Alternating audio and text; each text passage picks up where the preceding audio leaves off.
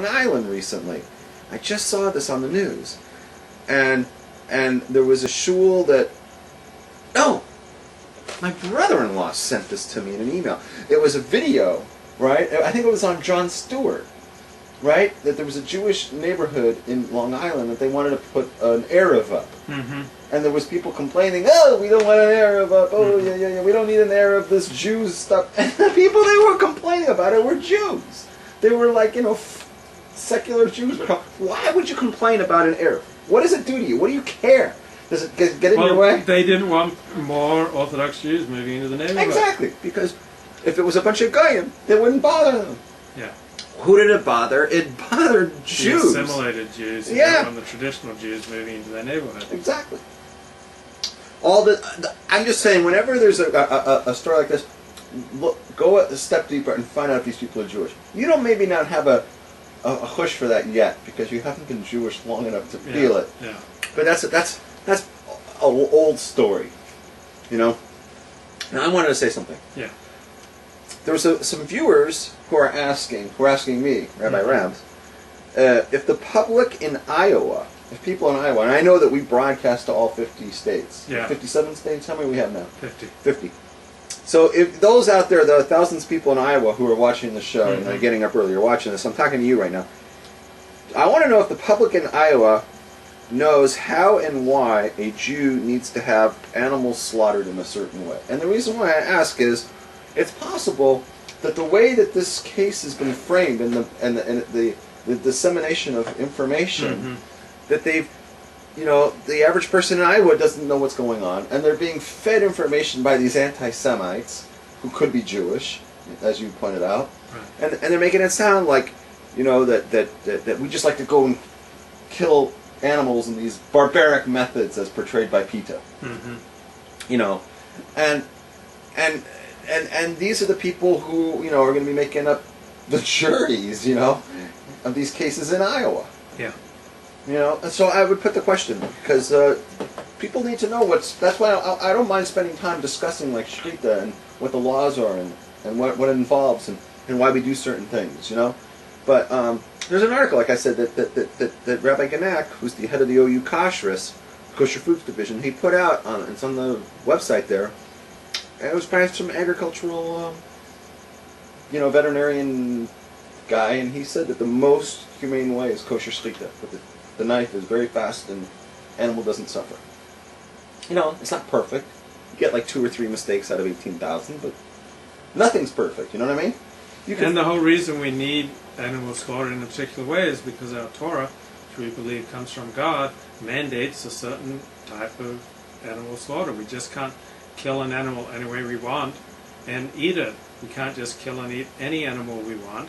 There are very specific laws that God gave us in the Torah more than 3,000 years ago. We've been following them for millennia, and our mission on earth is to observe the laws that God gave us. Do you think it's possible that, because some people are asking, do you think it's possible that these animal right advocates are influencing the outcome of this case?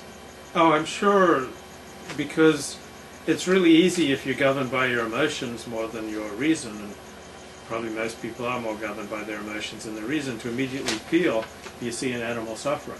Like you go online, you see a video, whether it's from PETA or anyone, and it shows a cow suffering in the agro-processor's plant, you immediately feel bad and you immediately get outraged. So emotionally, appeals on animal rights are very persuasive for many people. So you think it's possible? It just emotionally hurts you. Like, I challenge anyone, no matter how hearted you are, watch a video of an animal suffering, and it just it just gets you. So you think that's possible? Absolutely. So you think that he was put away? You think that Rubashkin was possibly put away because he represented, as long as he's there, that the agro-processors is going to be open, and he probably represented unjust animal suffering to many people. This is the guy responsible for that poor cow, suffering in that PETA video. So he could have been put away as a scapegoat, if you will, against and really what was on trial. The indictment was against Judaism and against Jews and against the way that we do kosher slaughter. Possibly. I don't know enough. You know what? You know where they don't allow kosher slaughter? Sweden? Sweden. They put the law in effect in like 1880.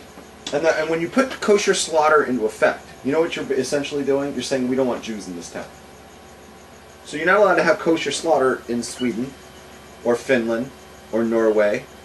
Don't believe also in Denmark, Estonia, and believe it or not, Switzerland, and now the Netherlands. It's sweeping. Anti-Semitism is on the rise in Europe. It was explained to me that some of this is because there's so many Muslims that moved into Europe and they have an influence on. They don't want Jews there. But Sweden goes way back. Hardcore anti-Semitism. And what really freaked me out was that Sweden even toyed with the idea of banning circumcision. Like San Francisco. San Francisco, right. But you know what the thing about the San Francisco win is? That is a statement. That is a clear statement they don't want Frumies living there. Because in America, it's my understanding that there was a trial. There was already a Supreme Court case about 100 years ago. And the question is, does each religion have the right to do like its certain rituals or whatever? Mm-hmm. And they said that yes, that Constitution protects your right to religious practice. If you have some rituals, you're protected to be able to do them here. So, and it wasn't in the case of Brisses, it was in the case of something Christian. I don't remember what it was. And because of that, we're protected, we're allowed to do a circumcision, and you can't pass a law to take that away from us. Mm-hmm. We're protected by according to the Supreme Court ruling. So the fact that San Francisco is even doing this, their lawyers know that. They know that this isn't going to hold up in the courts, but they're doing it anyways because they're giving a big finger to the Frumies to get out of there. And of course, who's bringing the case? It's a secular Jew. It's an assimilated Jew who's rebelling against, showing hatred. He's motivated by hatred against the Torah, hatred against the Jews that keep the Torah, and he's acting that way because he's saying we don't want. And he's got his signatures, and they're giving the big fuck you to religious people in San Francisco. How are the cysts on your very private parts? You want to feel them? No! Why are you asking about my balls? I'm just expressing concern when Torah commands that. I can't feel them yet, because I'm still feeling the effects of the Zoloft. It's wearing off a little bit. So I took a couple of Vicodins in the last couple of days. We'll see. But do they give you like special ointments to rub on your parts every day? Or body oils. Body oils, scented, strawberry flavored. I'm still hoping that black female doctor. I bet she comes to a house call. That'd be That's great. for sure. So what's the next step for your private parts? What's this? I'm supposed to get a You're supposed to get a what? I'm supposed to get an appointment to go see the urologist, but I haven't heard from them Are you yet. still going to be able to have kids? I hope not. This would be the best way. You know, if they said, "Oh boy, you know what? There's been a mistake in the surgery," and we try to take your and you know, like your what's that word? Sterile. When you can still have sex, but you're not going to. You're going to be shooting blanks. Shooting blanks. I'd be like the happiest guy ever. Like, okay. But you know what?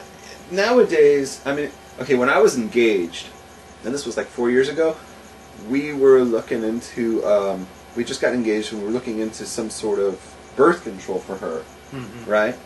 And the idea was we wanted a permanent birth control because she didn't want to have anything to do with kids either. It's permanent birth control, and we're like, let's find a way that it's, you know, inobtrusive. The back door. No!